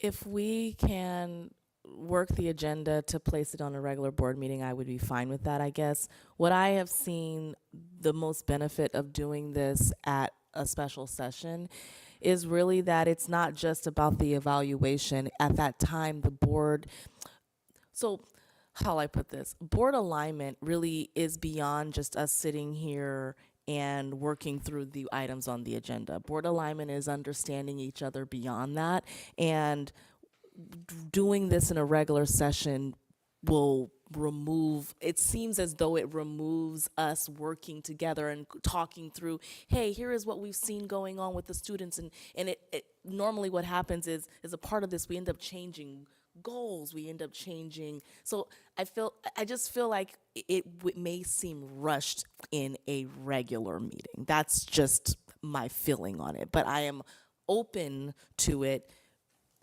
at a regular agenda if the regular agenda has other items that allow us to still work through not just an evaluation, I guess. Does that make sense at all? Like every time we've done this, it's always been a part of how have we done this year? And then it ends with the evaluation, and then it ends with us talking through how do we work better together. In a regular board meeting, we're not talking about working better together. We're talking about agenda items and board business. And I just feel like it misaligns pushing this into a regular agenda or a regular meeting where we're conducting business. So it could be that the February meeting is the meeting where we get into the real deep discussion, but this is kind of a point in time data of where we are now, and it's really just a report out of this is where we find ourselves, we report it out, it's a smaller discussion, and then we use that again in February. So it's like, at this point in the year, this is how we felt, and then in February, that's where we have the deep discussion and look, hey, do we have improvements from when we did this in June? That's another alternative where so that it can be part of the regular board meeting, so it's a smaller discussion, and that it's more of a report out of this is where we find ourselves, so this is a self-evaluation. Okay, these are things we're gonna talk about when we meet again in February, and this will be the deeper conversation. It's just an idea of how it could work with having multiple data points throughout the year. So we're not replacing, we are adding in. Okay, so it's not replacing it. That kind of does change my opinion. I think that this is definitely doable. If this is, as long as we're not, as you said, valuing that space that we have in February, as long as that's not being affected, because I think that is valuable time for all of us to get together and do that. Actually, I think more things like this, not like we want to do it every meeting, but more of this would give us more perspective on how we are as a board. So actually, I am inclined to agree, knowing that we are not losing that February session or replacing. Any other opinions on the board?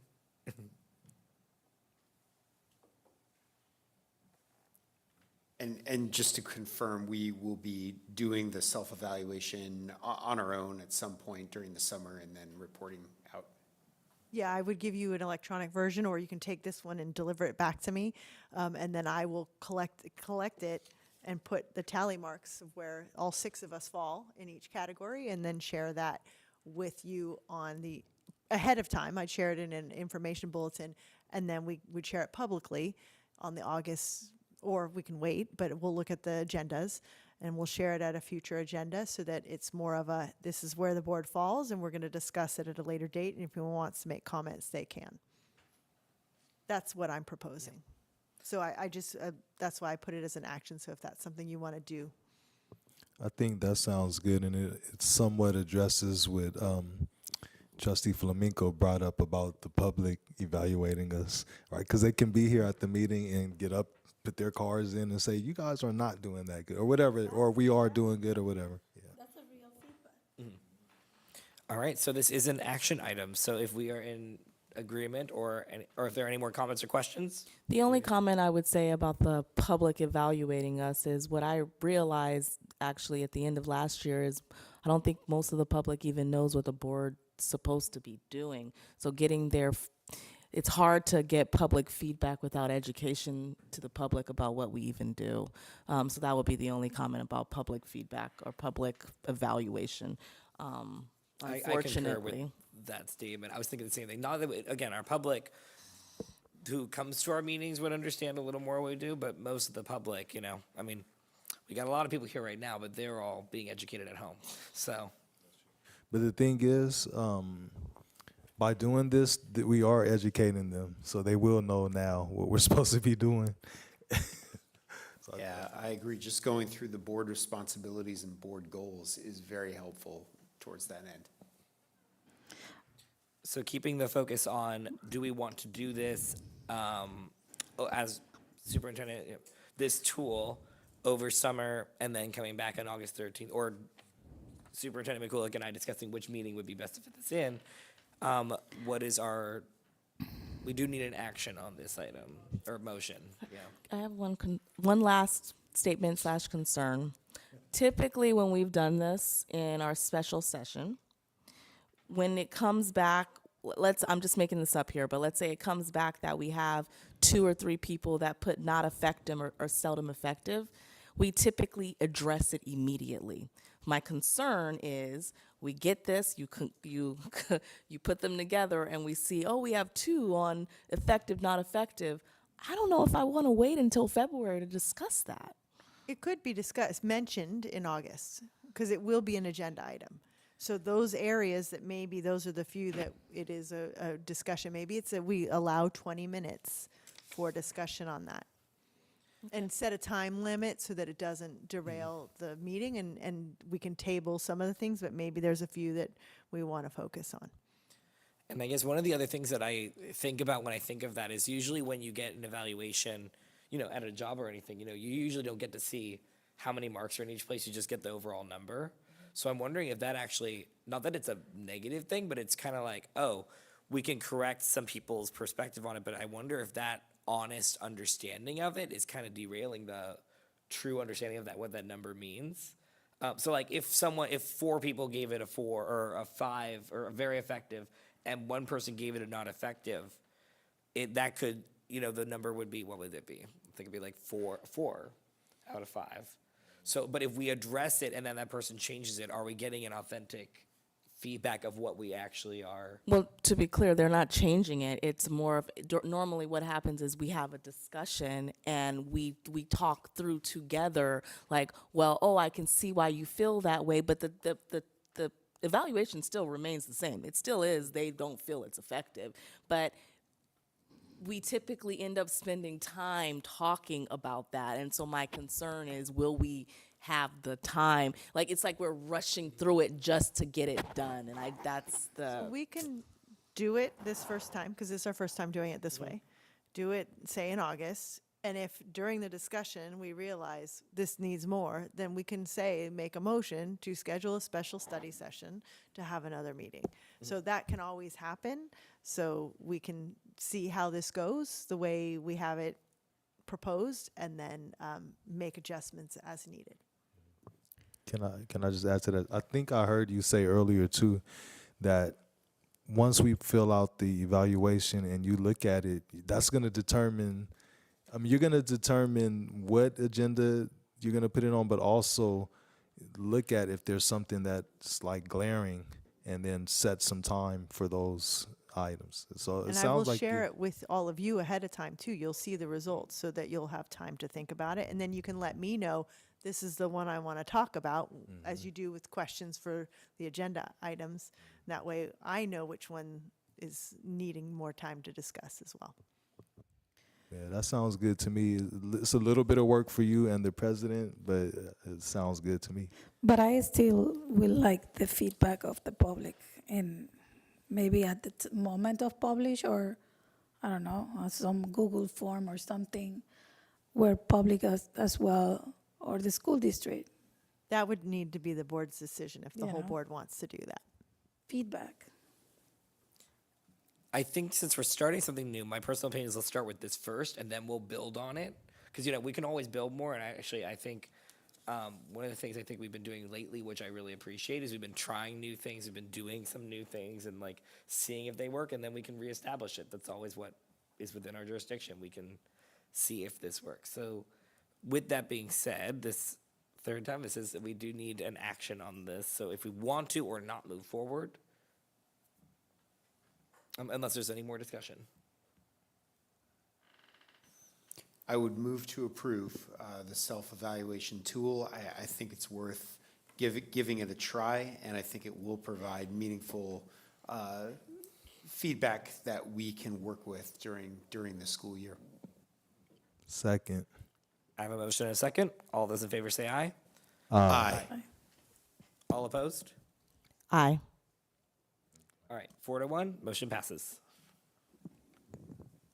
All right, and we reach it down to item 12, governance team member comments, reports, future agenda items, and board meeting reflection, and I will start this time on my right.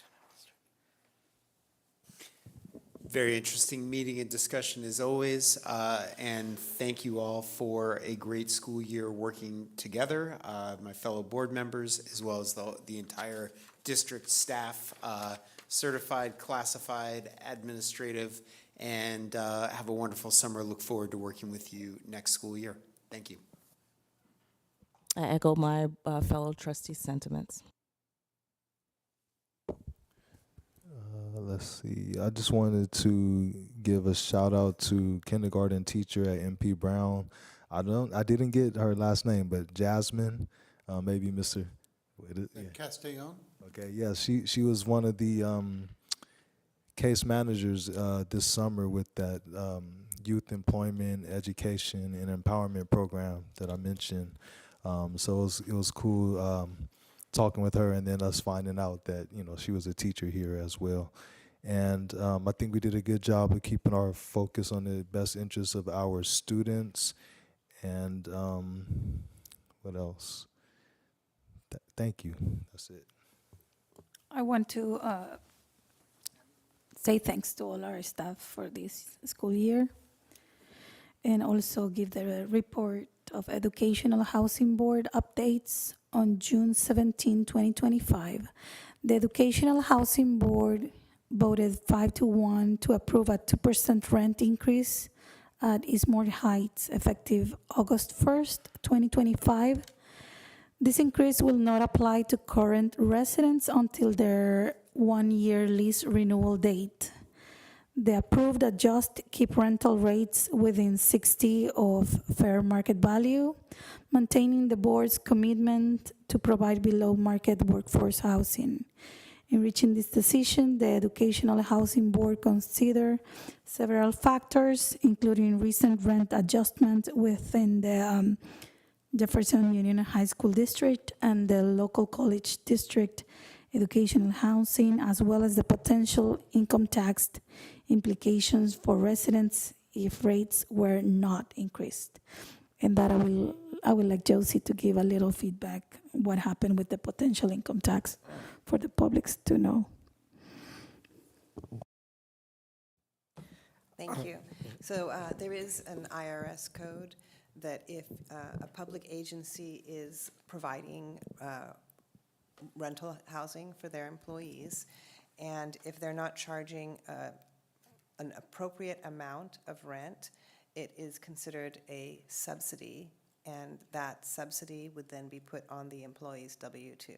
And there is a calculation with an appraiser and a calculation that goes along with that. And so that is, as you mentioned, one of the reasons why we want to maintain our goal of 60% of market value rents.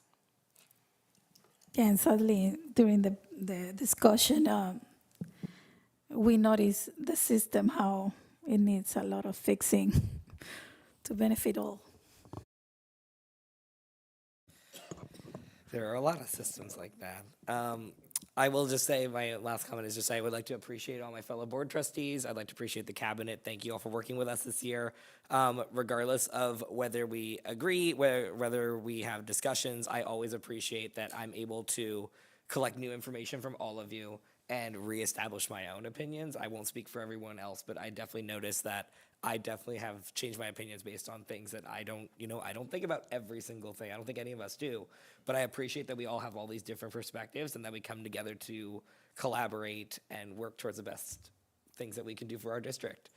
And with that, we will see you in August. And I adjourn this meeting at 9:03 p.m.